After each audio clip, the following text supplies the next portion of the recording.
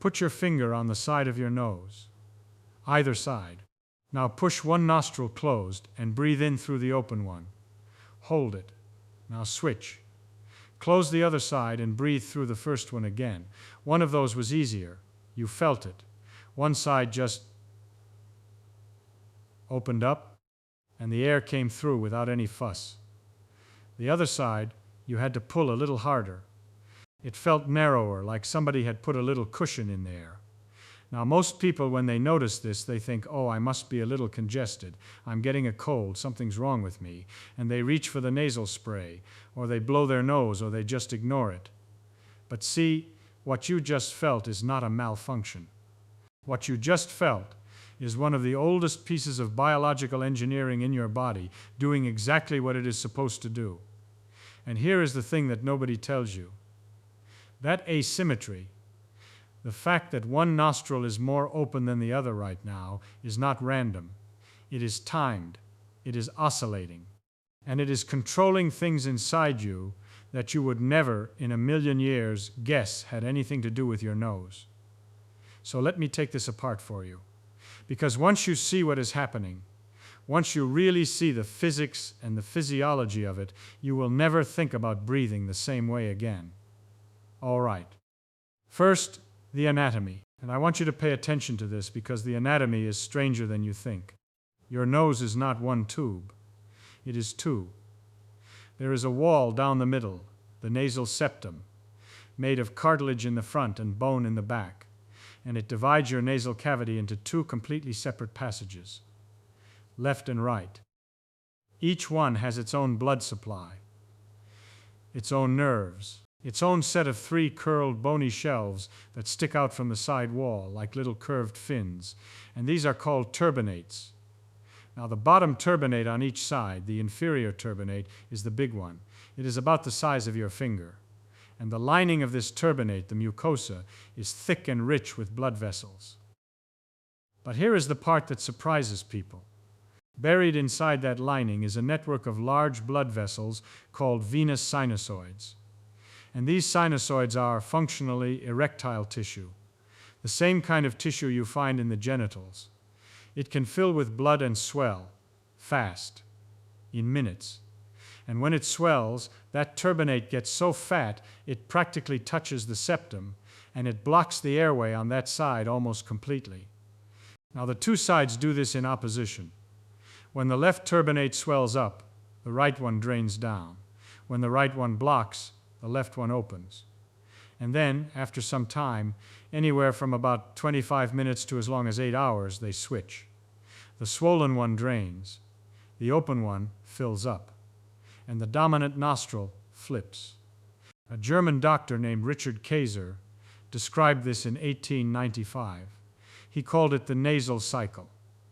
And for 100 years after that, everybody treated it as a curiosity, a little quirk of nasal anatomy.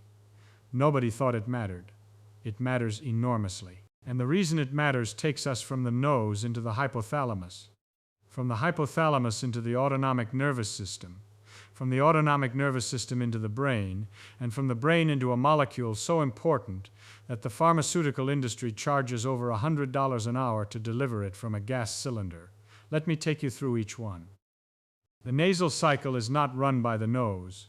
It is run by the hypothalamus, which is a little structure at the base of the brain, about the size of an almond.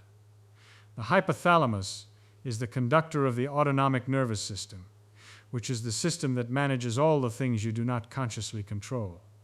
Your heart rate, your digestion, your blood pressure, the dilation of your pupils. All of it is coordinated by this tiny piece of brain sitting right above the brainstem. Now, the autonomic nervous system has two branches. The sympathetic branch, which is the one that gets you ready for action, fight or flight, elevated heart rate, glucose released into the blood, everything accelerated. And the parasympathetic branch, which is the one that slows things down, rest and digest.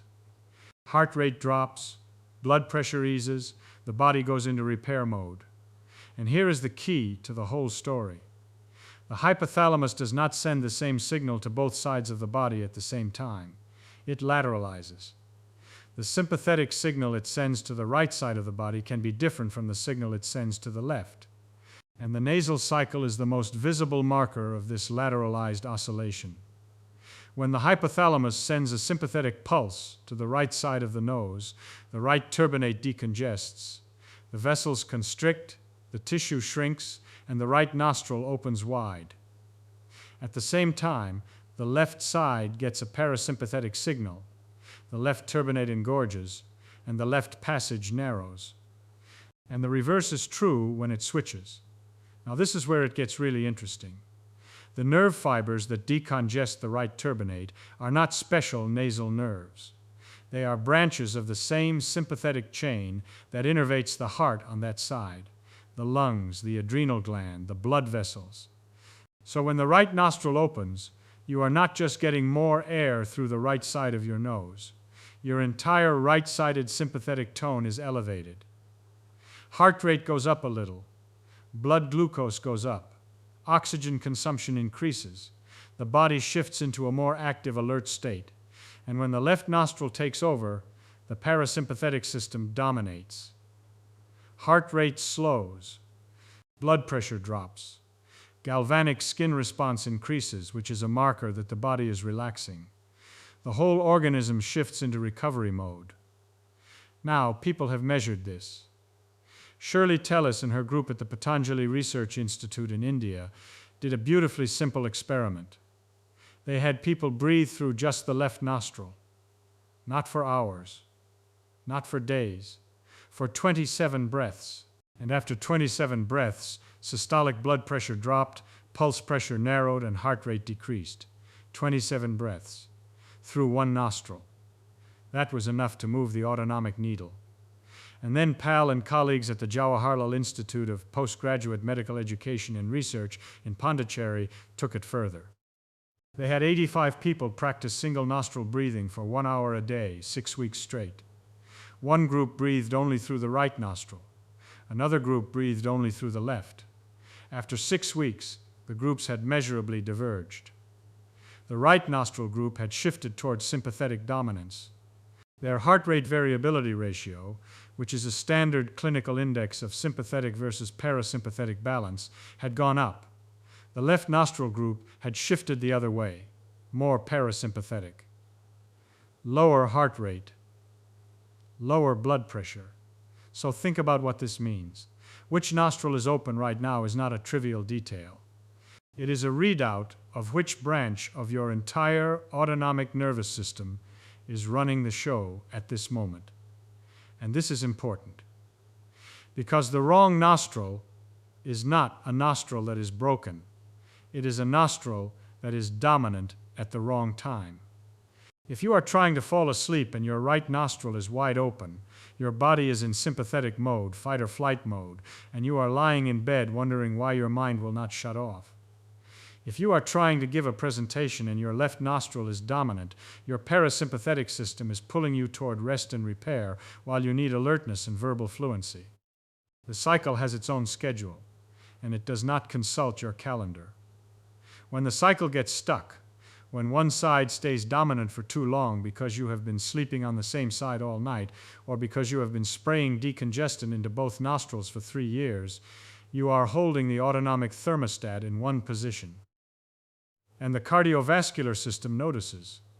Now, here is the next link in the chain, and this is the one that really grabbed me when I first understood it. The signal does not stop at the heart. It goes into the brain. Specifically, it goes into the hemispheres. In 1987, Deborah Wernz and David Shannahoff-Khalsa at the University of California, San Diego were recording EEG, electroencephalographic activity, across both hemispheres of the brain while simultaneously tracking which nostril was dominant. And what they found was not a loose correlation. It was a tight coupling. When the right nostril was dominant, the left hemisphere showed greater electrical activity. When the left nostril took over, the right hemisphere lit up. The nasal cycle and the alternation of cerebral hemispheric dominance were oscillating in lockstep, contralaterally. Now, Shannahoff-Khalsa spent the next 30 years studying this at the Biocircuits Institute at UC San Diego. He called it the lateralized ultradian rhythm. Ultradian means faster than once per day. This rhythm cycles every 90 to 200 minutes when you are awake, roughly 100 minutes during sleep. And it couples the nasal cycle not only to hemispheric EEG activity, but also to alternating levels of catecholamines in the blood, measured independently in the left and right arms. It couples to pituitary hormone secretion, and it maps directly onto the structure of sleep. Listen to this.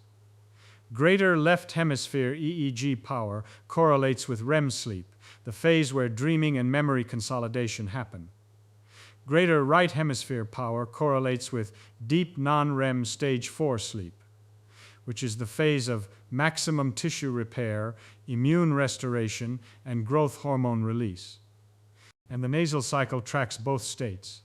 During REM, the left nostril tends toward dominance. During deep slow-wave sleep, the right nostril opens. So the nasal cycle is not merely reflecting what the brain is doing. It is part of the machinery that cycles the sleeping brain through its repair and consolidation phases. When you disrupt the nasal cycle, you are potentially interfering with the oscillation between REM and deep sleep. And the consequences of disrupted sleep architecture, impaired memory, elevated cortisol, reduced growth hormone, accelerated cognitive decline, those are not speculative. Those are some of the most robustly documented findings in all of sleep medicine. Now, there is a practical piece to this that I find delightful. When the right nostril dominates during the day, your left hemisphere is more active. That means verbal tasks are easier. Logical sequencing is sharper. Analytical reasoning is more fluid. When the left nostril opens and the right hemisphere takes over, spatial reasoning improves. Pattern recognition gets better. Creative association, the ability to see connections between things that do not obviously belong together, peaks. So you have been walking around your entire life with a readout of your current cognitive state available at the tip of your finger, and you never checked it. The wrong nostril is not a defect. It is a timing mismatch. You are trying to write a legal argument while your brain is in spatial mode. You are trying to navigate a new city while your cortex is optimized for sequential logic. And your nose has been telling you which mode you are in the whole time. But there is another layer, and this one involves chemistry. Specifically, it involves a gas that nobody expected to find inside your skull at the concentrations they measured. In 1995, John Lundberg and Eddie Weitzberg at the Karolinska Institute in Stockholm were measuring gases in the nasal airways, and they found nitric oxide inside the paranasal sinuses at concentrations that were, frankly, startling. The paranasal sinuses are 4 pairs of air-filled cavities sitting behind your cheekbones, above your eyebrows, between your eyes, and deep behind the nasal cavity. And inside those cavities, the nitric oxide levels were approaching the maximum concentrations allowed by atmospheric pollution regulations. Not trace amounts, not micrograms. Concentrations so high, they would set off an industrial air quality alarm if you found them in a factory. They published this in Nature Medicine. And here is what they discovered. The epithelial cells lining the sinuses are constitutively expressing a form of nitric oxide synthase. Constitutively. That means it runs all the time. It does not need to be triggered by infection or inflammation. It does not need a stimulus. It just produces nitric oxide continuously, filling the sinus cavities with this gas around the clock. Lundberg identified it as a novel hybrid enzyme, calcium-independent and steroid non-responsive. Corticosteroid nasal sprays, which are the standard pharmaceutical treatment for nasal inflammation, do not suppress this enzyme. It keeps going regardless. It was built to keep going. And here is how they confirmed the sinuses were the source. Patients with Cartagener syndrome, a genetic condition where the sinuses are absent or non-functional, show virtually no nitric oxide in their exhaled nasal breath. Take away the sinuses, the nitric oxide disappears. It was not coming from the nasal mucosa, not from the lungs, from the sinuses. Those 4 pairs of cavities that most people think of only when they get a sinus infection are in fact chemical factories running a 24-hour production line. Now, nitric oxide is an extraordinary molecule. It relaxes the smooth muscle around blood vessels, so it lowers blood pressure. It opens the airways in the lungs, so it improves breathing. It kills bacteria, fungi, and viruses on contact, and it signals through a very specific cascade. When nitric oxide reaches the smooth muscle cells lining the pulmonary arteries, it activates an enzyme called soluble guanylate cyclase, which converts GTP into cyclic GMP, which directly relaxes the muscle fiber. The vessel widens. Pulmonary vascular resistance drops. Gas exchange across the alveolar membrane improves. And now think about the nasal cycle. When a nostril is open, air flows briskly past the sinus ostia, the small drainage openings where each sinus connects to the nasal passage. That airflow creates a pressure differential that pulls nitric oxide out of the sinus cavities and carries it down into the lungs. When the cycle switches and that nostril congests, airflow slows. The ostia on that side become partially occluded. The sinus cavities stop flushing their nitric oxide and start refilling. Meanwhile, the opposite nostril has opened, and its sinuses are now dumping their accumulated nitric oxide into the airstream. The nasal cycle is a gas delivery system. It alternates which set of sinuses is flushing their nitric oxide reserves into the lungs. Left side opens, left sinuses flush. Right side opens, right sinuses flush. No cavity sits stagnant for too long. Each reservoir fills during its congested phase and empties during its open phase. And there is a secondary function that is just beautiful. The different airflow velocities in the open versus partially closed nostril create two different sampling modes for airborne chemicals reaching the olfactory epithelium. The open side delivers fast, high-volume flow that carries volatile molecules rapidly past the smell receptors. The partially closed side creates slower, more turbulent flow that allows heavier molecules to settle onto receptor surfaces they would otherwise miss. Your sense of smell is not static. It oscillates between two sampling modes. And the nasal cycle is the oscillator. When the cycle breaks, when one side stays congested or both nostrils block at once, the flushing stops. Sinuses that should be ventilating start accumulating gas in sealed chambers. Bacteria colonize. The lungs get less of the molecule that was opening their blood vessels and sterilizing their incoming air. Chronic sinusitis, recurrent respiratory infections, elevated pulmonary vascular resistance. These are not separate diseases. They are downstream consequences of a stuck oscillation in the erectile tissue behind your nose. Now here is a piece of this that most people do not know about. Your body has a way of resetting the nasal cycle mechanically, and you use it every single night. When you lie on your side, the weight of your shoulder and rib cage pressing into the mattress compresses the axillary region on the downside. And this triggers a sympathetic reflex that decongests the upper nostril and congests the lower one. Researchers at the University of Lagos demonstrated this in 1991. Within 3 to 4 minutes of lying on one side, airflow between the two nostrils began equalizing. By the 11th minute, dominance had fully reversed. The nostril that had been blocked was now open. This was not gravity-draining mucus. This was a neural reflex. Sympathetic activation triggered by pressure on the lateral body wall, executing a complete reversal of turbinate erectile tissue state in under 12 minutes. Every time you roll over in bed, you are triggering this reflex. You switch nostril dominance, which switches autonomic lateralization, which shifts hemispheric activation, which nudges the brain from one sleep phase toward the next. Rolling over is not restlessness. It is the body using its own weight to keep the Ultradian clock running. The person who sleeps frozen in one position all night, pinned on one side for 7 or 8 hours, is holding the nasal cycle in one state the entire time.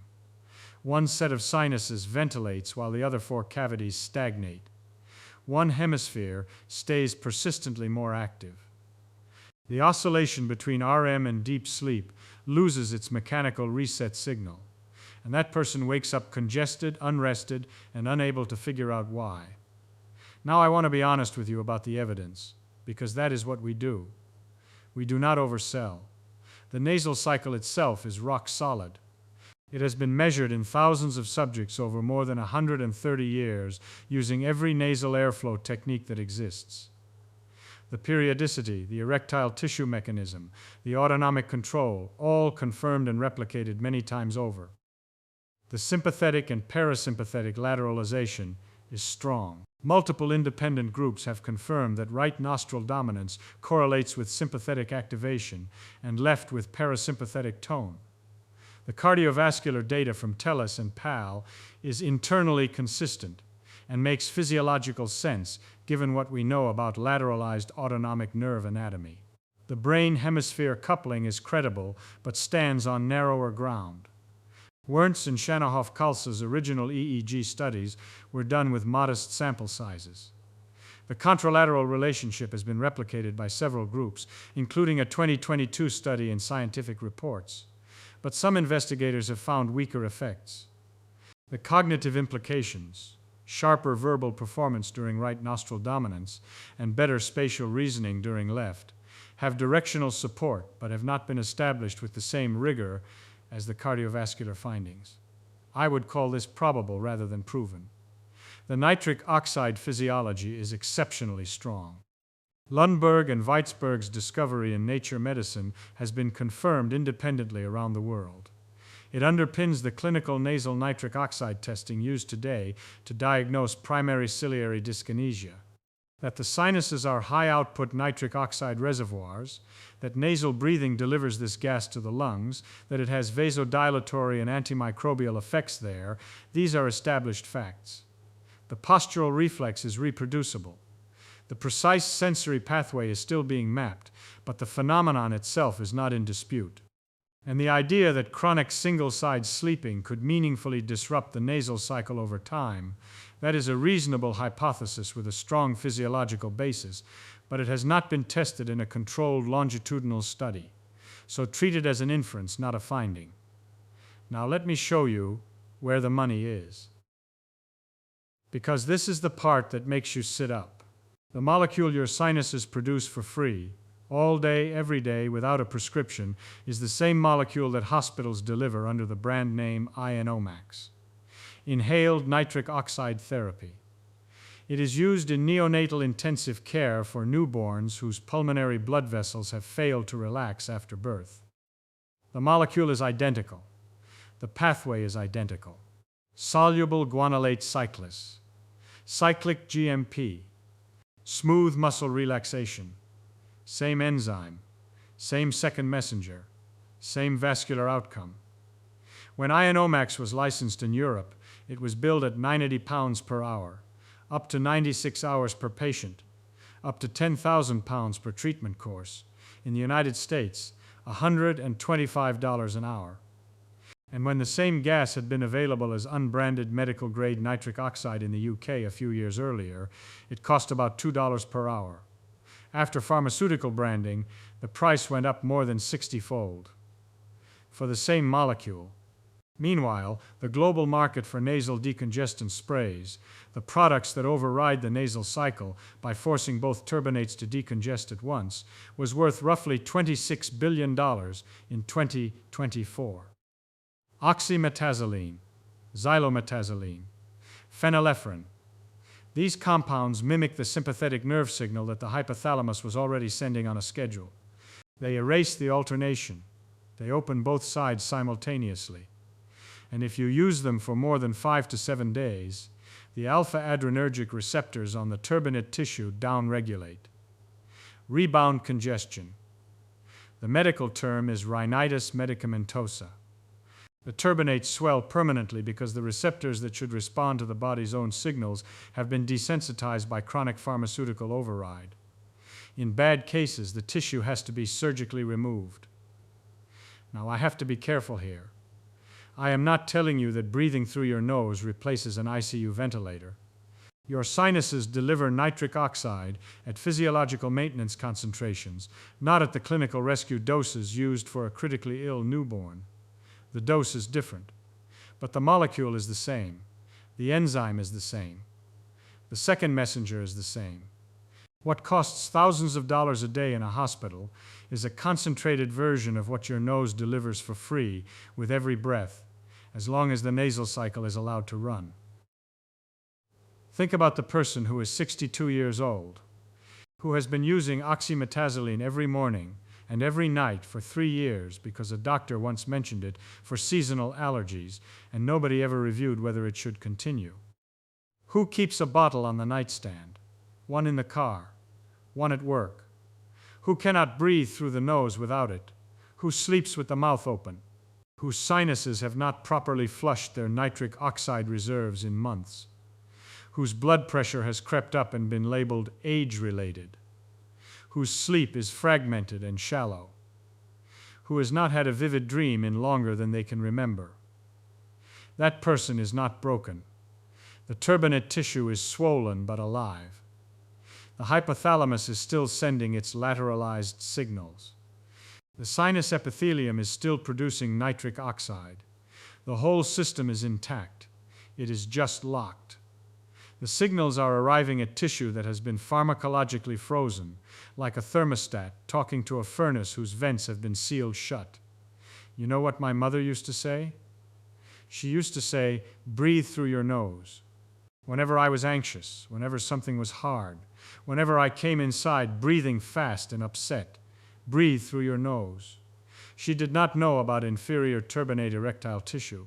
She had never heard of constitutive nitric oxide synthase, or the lateralized ultradian rhythm of alternating cerebral hemispheric dominance. She did not know that nasal breathing creates airway resistance that keeps the alveoli slightly more inflated, improving gas exchange. That it draws nitric oxide from the sinus reservoirs into the lungs. That it maintains the pressure dynamics that keep the nasal cycle oscillating. That it delivers autonomic instructions to the brain, the heart, and the lungs all at once.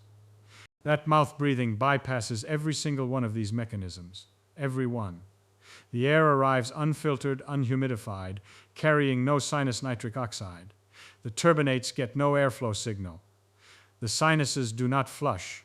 The cycle has nothing to work with. She also used to say, "Do not sleep on the same side all night. Turn over." She thought it was about blood circulation or something. The reasoning she gave was wrong.